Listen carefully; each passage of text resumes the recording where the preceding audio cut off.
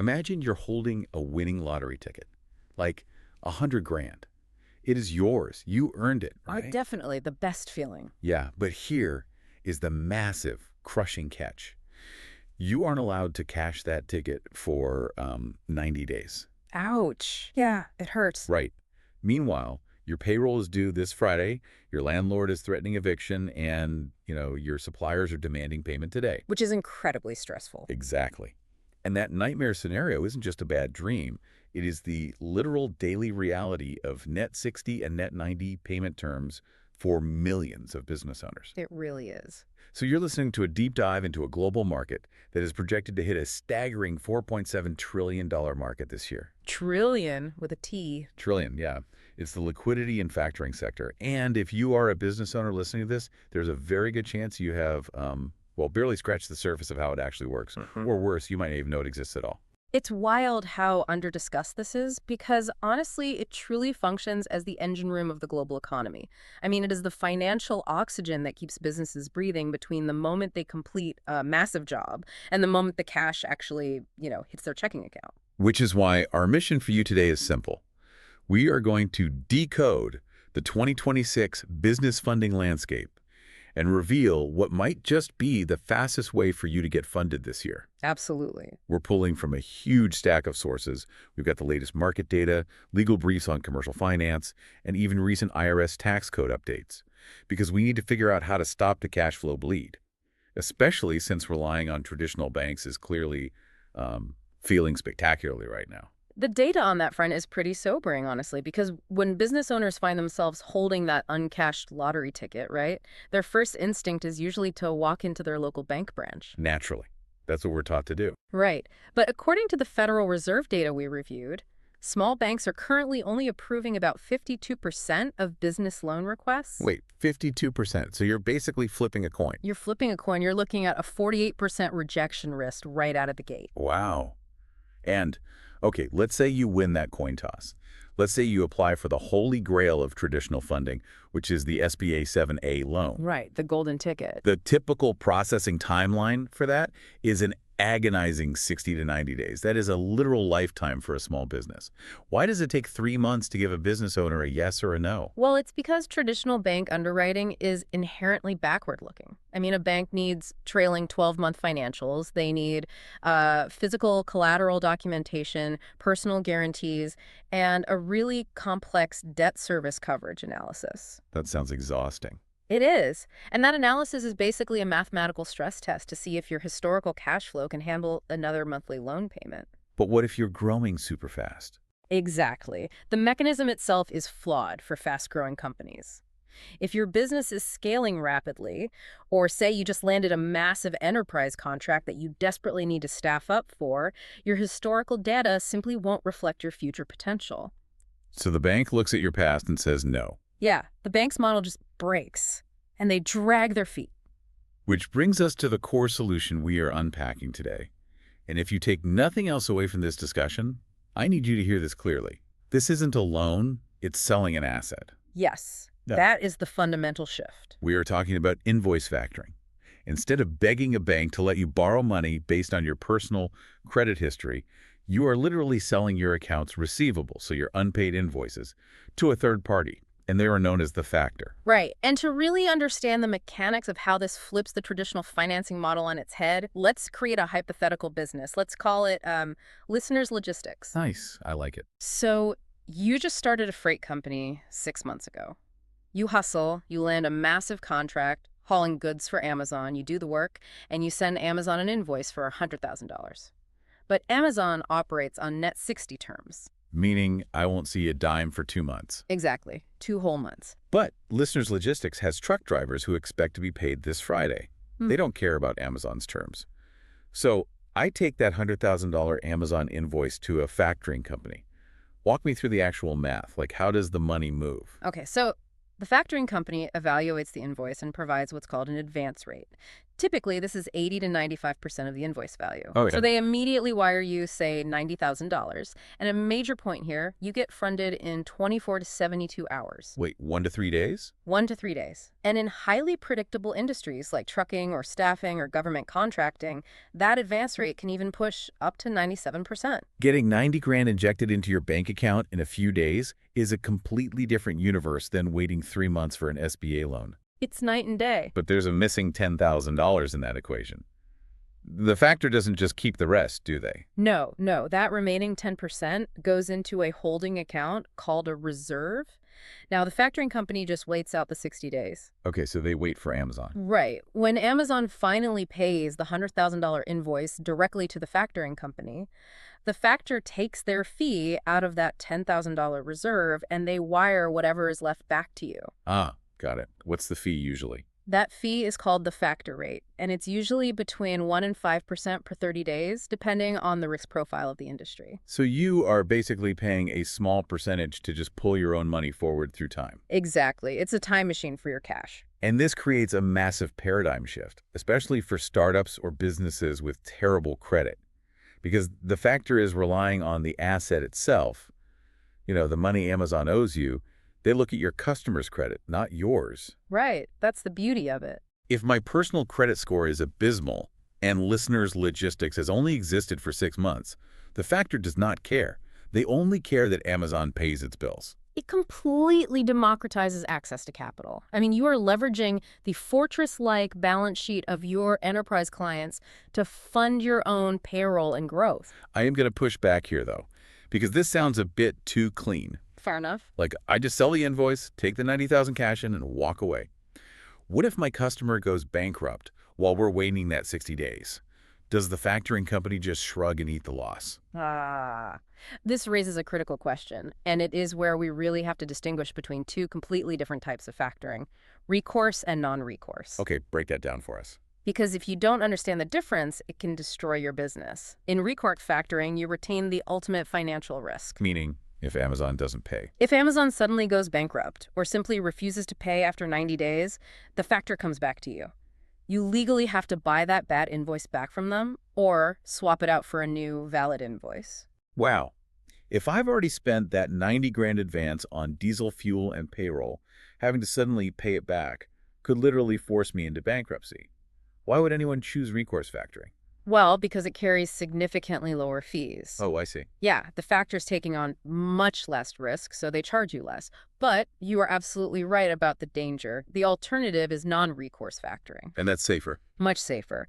In this setup, the factoring company assumes the credit risk. If your client goes bankrupt and shutters their doors, the factor absorbs the loss. You keep your advance and you walk away unscathed. Okay, let's test the limits of that non-recourse protection, though. What if listeners' logistics hauls the freight, but Amazon claims the goods were damaged in transit? They refuse to pay because of a dispute. Does the factor still absorb that loss? No. And that is the most common misconception that gets business owners into serious trouble. Really? So a dispute voids the protection? Exactly. Non-recourse protection almost exclusively covers credit-related non-payment, like formal insolvency or bankruptcy. It explicitly does not cover commercial disputes over the quality of your work. That makes logical sense, honestly. I mean, the factor is in the business of pricing financial risk, not being a judge on whether a listener's logistics is actually good at delivering boxes. Right. They aren't quality control inspectors. Exactly. Okay, so this core mechanism of factoring has been around for centuries, literally since the Roman Empire. But the 2026 market data shows an industry that looks more like sci-fi. Let's talk about the tech disruption, starting with Agentic AI. The shift here is staggering. We're moving away from basic algorithms into fully autonomous AI agents. The data shows that 61% of alternative lenders are now utilizing these systems. 61%, that's huge. And what these agents do is fundamentally change the underwriting bottleneck. Let's break down the mechanics of that. When a lender deploys an autonomous AI agent, what is it actually doing behind the scenes that a human underwriter couldn't do? Well, think about a human underwriter. They have to manually request your bank statements, read through them line by line, verify your client's payment history, and cross-reference multiple credit bureaus. Which takes days. At least days. An agentic AI model, though, plugs directly into the digital banking infrastructure. In milliseconds, it ingests thousands of lines of transactional data, cross-references global supply chain payment behaviors, and calculates a real-time probability of payment for that specific invoice. That's insane. It is leading to a 300% increase in underwriting throughput. What used to take 3 days of human verification now happens in about 12 seconds. Which explains how we are consistently hitting that 24 to 72-hour funding window. Yeah. But speed introduces risk, right?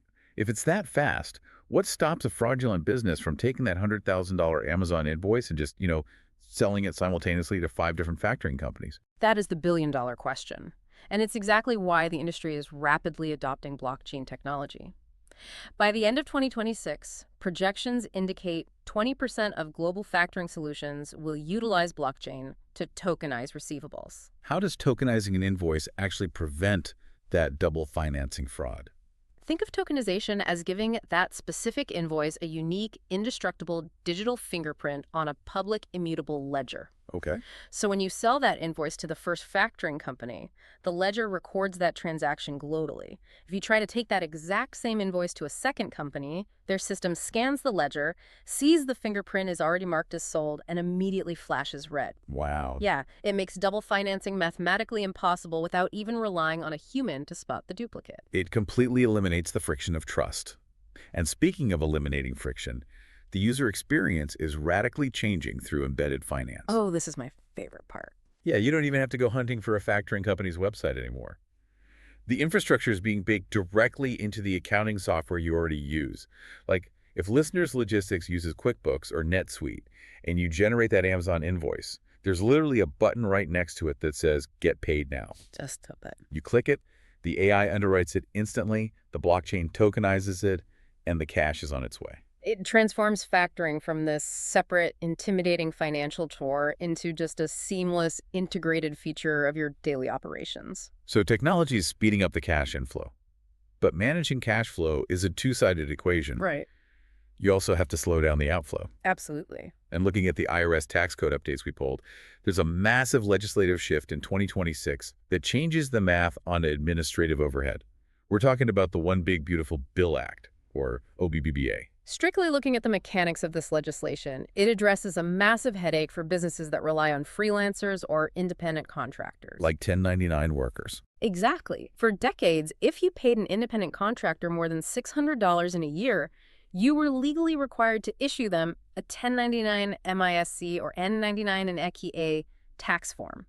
Which is a lot of paperwork. Tons. But starting in 2026, OBBA jumps that reporting threshold from $600 to $2,000, and crucially, it indexes it for inflation moving forward. Okay, so if I'm running Listeners Logistics, and I occasionally hire freelance mechanics or temporary warehouse workers for $1,000 a pop, I no longer have to track, generate, and file 1099s for any of them. Precisely. It massively reduces the paperwork burden. Hmm. From a cash flow perspective, businesses are going to spend significantly less on bookkeeping fees, compliance software, and administrative labor. Right. When you alter how a business forecasts its operational expenses, it frees up capital that would otherwise be tied up in pure overhead. Less time doing paperwork means more time actually generating revenue.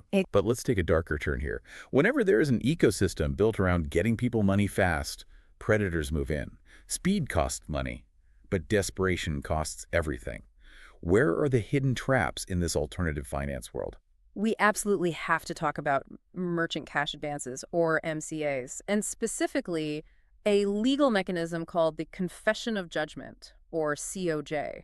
Just the phrase confession of judgment sounds less like a financial contract and more like a medieval torture device. Well, it functions a bit like one. An MCA is fundamentally different from factoring. In factoring, you sell a specific completed invoice. In an MCA, a funder gives you a lump sum of cash in exchange for a fixed percentage of your future daily credit card sales or bank deposits. They just dip into your account every day? Yeah, they siphon a percentage off the top every single day. And buried deep in the fine print of many of these contracts is the confession of judgment. When you sign a COJ, you are legally pre-authorizing a judgment against yourself in the event of a default. Wait, hold on. Let's say Listeners Logistics hits a bad week and I miss an MCA payment. Are you telling me they can take action without ever serving me papers or taking me to court? There is no trial. You receive no notification. You have no opportunity to defend yourself before a judge. That is insane. The funder simply files the COJ affidavit with a county clerk claiming you defaulted. A judge signs it based on your pre-authorization, and suddenly it's an enforceable judgment. Before you even wake up and realize what's happening, the funder can legally freeze your business bank accounts and seize your operational funds. That completely bypasses due process. It Right. is terrifying that it's legal. But looking at the legal briefs from the J. Singer Law Group, it seems like the courts are finally waking up to this in 2026.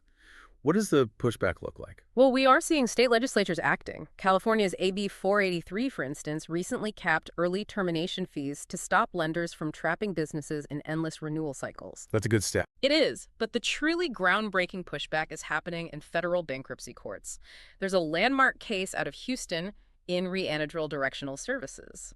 How does a bankruptcy court in Texas actually override a contract that a business owner voluntarily signed? By piercing the veil of the contract language. Historically, MCA funders explicitly state in their contracts, this is a purchase of future receivables, not a loan.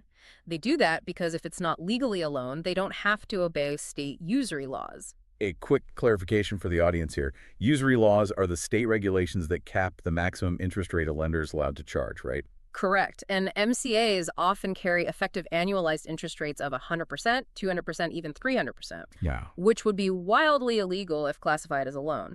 But in the Anadrol case, the court basically said, if it looks like a loan, walks like a loan, and the funder is insulated from actual risk like a lender, we can legally recharacterize it as a disguised loan. So suddenly, usury laws apply. Exactly. If other courts follow this precedent, these predatory lenders could see their contracts voided entirely and be forced to return the money. It fundamentally changes the risk calculus for predatory capital. There's a huge sigh of relief for business owners. But let's pivot slightly. We've talked deeply about invoice factoring, but there's an inherent limitation. Factoring only works post-delivery. You have to finish the work and send the invoice. Right. What if Listeners Logistics just landed a massive contract with Target, but I need $50,000 just to buy the materials and lease the extra trucks to fulfill the order? Factoring does me no good if I haven't started the work yet. In that scenario, you need pre-delivery capital. And the $4.7 trillion market we're discussing encompasses tools specifically for that. The primary one is purchase order financing, or PO financing. How does the mechanism there differ from factoring? It relies on the strength of a confirmed commercial order rather than a completed invoice. If you have a non-cancelable purchase order from a creditworthy client like Target, a PO financing company will advance up to 100% of the supplier costs. But here's the key mechanism. They do not give the money to you. Wait, really? Who gets it then? They pay your supplier or your factory directly to manufacture the goods. So I never even touch the cash. It goes straight to the people building the product. Right. That prevents the funds from being mismanaged. The goods get manufactured and delivered to Target. Target pays the PO financier directly. The financier takes out the cost of the goods and their fee and then sends you the remaining profit. That's brilliant. It is an incredible tool that allows a small business to punch way above its weight class and accept massive enterprise orders without needing hundreds of thousands of dollars in the bank. Are there other tools like that? Yeah. You also have tools like inventory financing, where you secure capital against physical stock sitting in your warehouse, and standard revenue-based financing, which can be safer than an MCA if structured properly, without those predatory COJ clauses. Okay, let's get down to brass tacks. We've covered the AI underwriting, the blockchain tokenization, the legal landmines, and the difference between PO financing and factoring.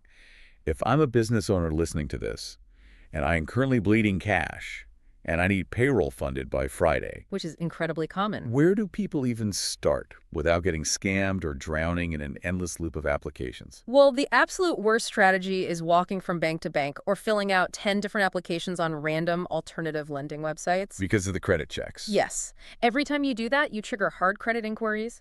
You roll the dice on that 48% rejection statistic, and you burn time you just don't have. The smartest play in 2026 is utilizing a modern lending marketplace. And looking at the market data, one platform consistently comes up as the hub for this, which is BusinessLoan.Directory. Right, BusinessLoan.Directory perfectly illustrates how this ecosystem has evolved to benefit the business owner. It is a completely free, no-obligation platform. The mechanism is highly efficient. You submit a single application, one set of basic documents, and one initial soft pull. A soft pull meaning it won't temporarily ding your personal or business credit score just for exploring your options. Exactly. That single application is then instantly routed through their system, which connects directly to RK Financial's network. Your profile is simultaneously evaluated by 75 plus commercial lenders. It flips the entire dynamic. You aren't begging a single underwriter for money. You have 75 plus commercial lenders effectively bidding for your business. That's the power of the marketplace. And again, because these are alternative finance experts, we come back to that golden rule. If you have solid invoices, they look at your customer's credit, not yours. Because of that competitive network, you generate multiple competing term sheets. You gain leverage. You can sit down and compare a spot factoring offer against a PO financing offer side by side. But when you are evaluating those term sheets, you have to do the math.